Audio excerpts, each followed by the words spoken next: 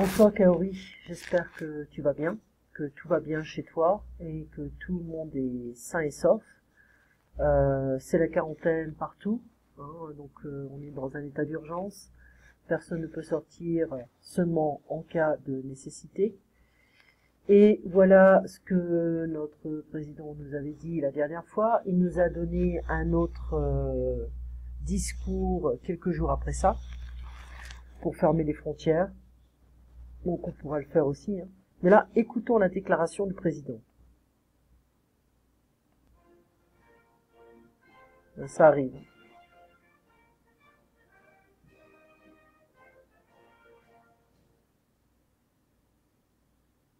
Françaises, Français, mes chers compatriotes, depuis quelques semaines, notre pays fait face à la propagation d'un virus, le Covid-19, qui a touché plusieurs milliers de nos compatriotes.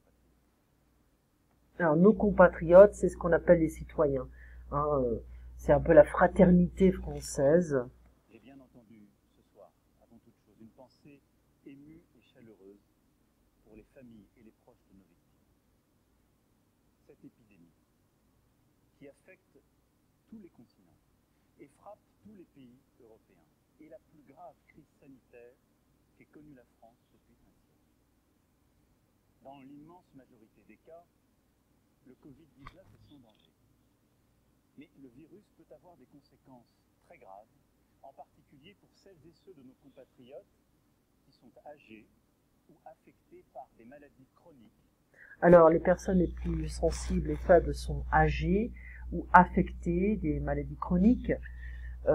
Maintenant, on a vu que ce n'est pas toujours le cas. Hein. On a des cas de personnes qui ont une vingtaine d'années, une trentaine d'années, une quarantaine d'années, qui peuvent être affectées. Comme le diabète, l'obésité ou le cancer. Durant plusieurs semaines, nous avons préparé, agi. Les personnels des hôpitaux, médecins, infirmiers, ambulanciers, les agents des SAMU de nos hôpitaux, les médecins de ville, l'ensemble des personnels du service public de la santé en France sont engagés avec dévouement et efficacité. Si nous avons pu retarder... Alors ici, c'est une... voilà, on dit du bien des médecins, etc.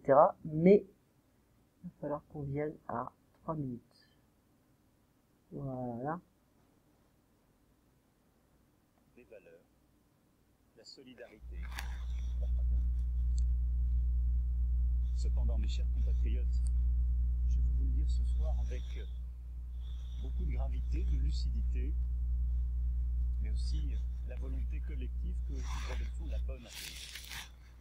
Nous ne sommes qu'au début de cette épidémie. Nous ne sommes qu'au début de cette épidémie. Donc là, c'est bien précisé par le président, qui nous montre que le pire est à venir. Et partout en Europe, elle s'accélère. S'accélérer, to speed up, sorry. S'accélérer, to speed up. S'intensifier. S'intensifier, c'est un verbe pronominal. Donc, gets stronger. Okay, itself. Face à cela, la priorité absolue pour notre nation sera notre santé. Je ne transigerai sur rien. Et un principe nous guide pour définir nos actions. Il nous guide depuis le début pour anticiper cette crise, puis pour la gérer depuis plusieurs semaines. Et il doit continuer de le faire. C'est la confiance dans la science. Oui, faire confiance dans la science. Faut voir, hein. C'est d'écouter celles et ceux qui savent. Les plus grands spécialistes européens se sont exprimés ce matin dans une publication importante. J'ai réuni aujourd'hui, avec le Premier ministre, le ministre de la Santé, notre comité scientifique de suivi. Nous avons en France les meilleurs virologues, les meilleurs épidémiologistes.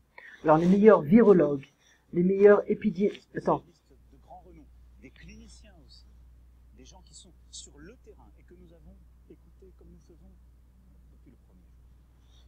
Tous nous ont dit que malgré nos efforts pour le freiner, le virus continue de se propager et est en train de s'accélérer. Donc, même si le corps médical, le domaine médical essaie de freiner le virus en France, ça s'accélère, ça se répand. C'est très, voilà, c'est très fort. Voilà. Nous le savions, nous le redoutions. Ce qui risque de se passer, c'est que la maladie touchera d'abord les personnes les plus vulnérables. Donc la maladie va toucher les personnes les plus vulnérables. Beaucoup d'entre eux auront besoin de soins adaptés à l'hôpital, souvent d'assistance respiratoire. C'est pourquoi, et j'y reviendrai dans un instant, nous prenons des mesures très fortes pour augmenter massivement nos capacités d'accueil à l'hôpital. Car l'enjeu est de continuer à aussi soigner les gens. C'est aussi de se préparer à une possible deuxième vague qui touchera un peu plus tard. Une probabilité d'une deuxième vague qui peut toucher un peu plus tard, c'est-à-dire en automne ou en hiver cette année. En nombre beaucoup plus réduit, des personnes plus jeunes, a priori moins exposées à la maladie, mais qu'il faudra soigner. Donc des personnes plus jeunes, voilà, tout un mois, etc. Donc ça peut nous affecter un peu plus tard ou maintenant. Dans ce contexte, l'urgence est de protéger nos compatriotes les plus vulnérables. L'urgence est de freiner l'épidémie afin de protéger nos hôpitaux, nos services d'urgence et de réanimation, nos soignants qui vont avoir à traiter, comme je viens de vous l'expliquer, de plus en plus de patients. Ce sont là nos priorités. C'est pour cela qu'il nous faut continuer de gagner du temps. Voilà, donc on voit en fait dans cette vidéo qui va parler des municipales, les élections, ça a été annulé, c'est annulé maintenant. Donc tu pourras regarder la vidéo dans son intégralité, hein, c'est coronavirus, allocution, c'est un discours public. Alors, on va essayer de passer les choses là, on va voir un peu ce qu'il raconte. Pour une raison simple, nos enfants et nos plus jeunes, selon les scientifiques toujours, sont celles et ceux qui propagent, semble-t-il, le plus rapidement le virus.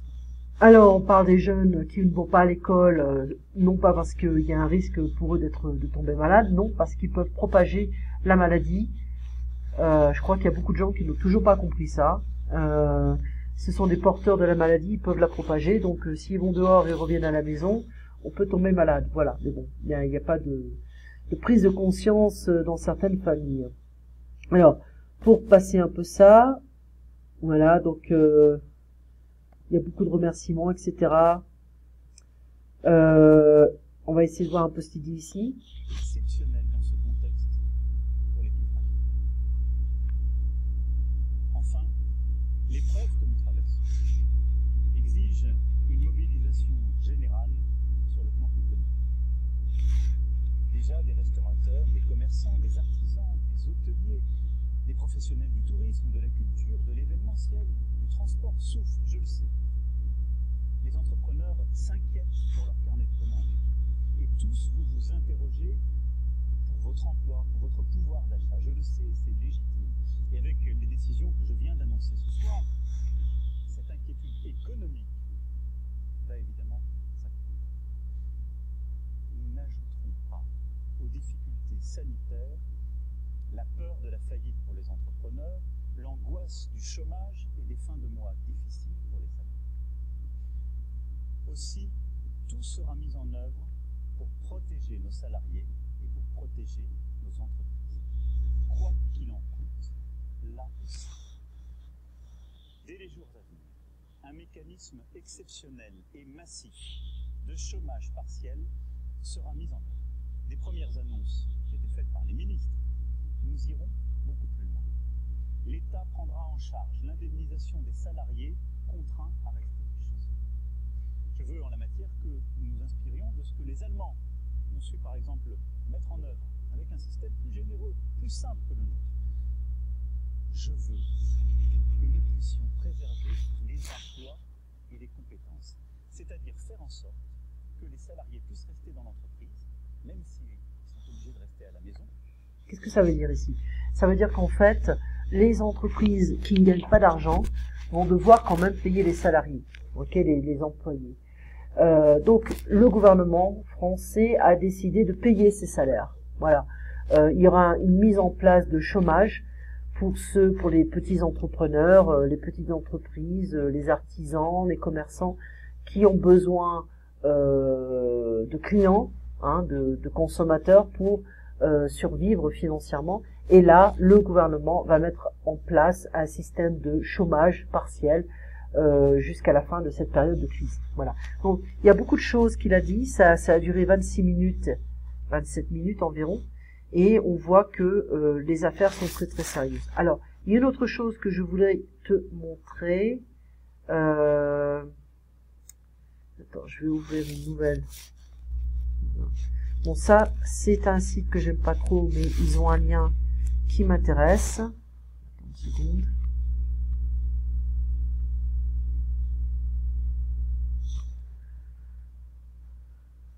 Donc, ça arrive. Ok. Voilà, c'est celui-là.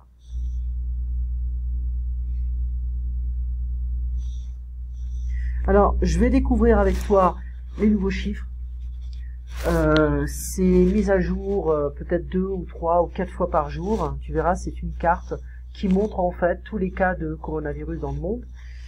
Ça arrive. Et je vais mettre ça sur le côté, comme ça tu verras mieux. Bon voilà, on a dépassé la barre des 30 000. On en avait 27 000, 28 000. 28 000 il y a hier, 28 000. 29, 30, 31. On en a 3 000 en plus en Italie. D'accord? En Iran, bon c'est une connerie, hein, ils ne montrent pas les vrais chiffres. Tiens, on va voir le Mexique. 82. Il y en avait 81 ce matin, 82. La France, il y en avait 6664 ce matin, et là maintenant c'est 7695. Donc ça augmente encore. Ça n'a pas changé en Suisse. Maintenant on a 6362 aux États-Unis, ça augmente. Hein. Il n'y en avait pas beaucoup il y a quelques jours. Voilà. Donc ça augmente partout.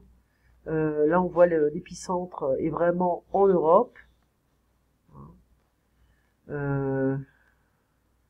700 en Californie, il y en a 6 qui sont guéris et il y en a 12 qui sont morts. Voilà. En France, c'est l'Espagne, 533 qui sont morts. Ok. En Italie,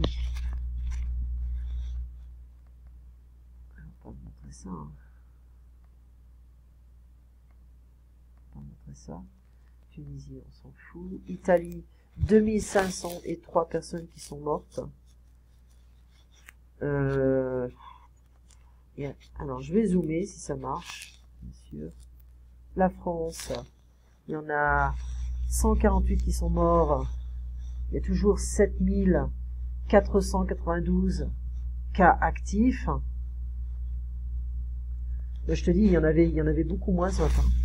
Donc ça augmente quand même beaucoup, rapidement.